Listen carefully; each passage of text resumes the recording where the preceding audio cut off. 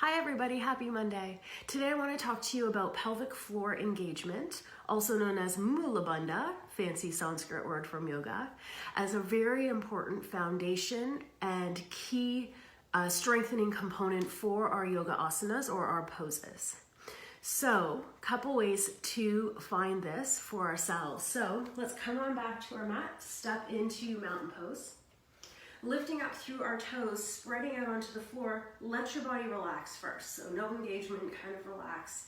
Hands on our belly. Now drawing up through the arches of our feet and then continuing to feel that coming up through our legs. And as that continues to lift, we're gonna feel our belly pull away from our hands. Once we have that sensation of drawing sort of up and in, that's the pelvic floor connecting. That is also connecting up to our transverse abdominis, which is why we feel it coming up through that center part of our abdominal wall. And then we get that sensation continuing to lift up all the way through the crown of our head. So that's a great way to cue it. However, if we still feel like it's a little elusive or our students are not quite grasping it, my favorite thing to do is add a prop. So today I have this sort of rubber ball. I'm going to bring it just above my knees and squeeze.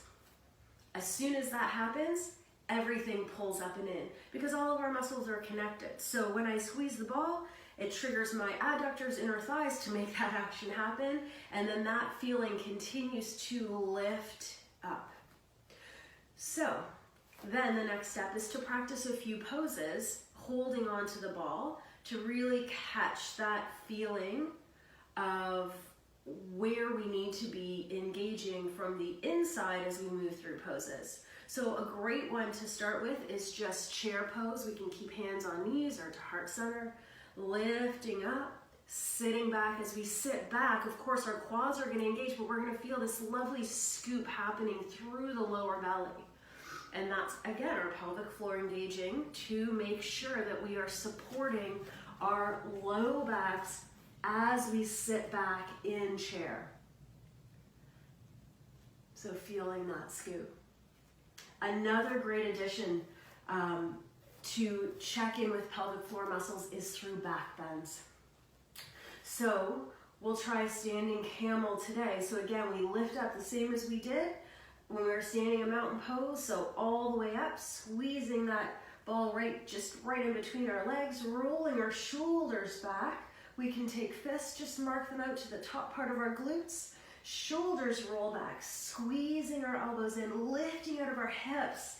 And as we draw up through the body, squeeze that ball just between our legs, we're going to feel, again, that really strong internal feeling of strength.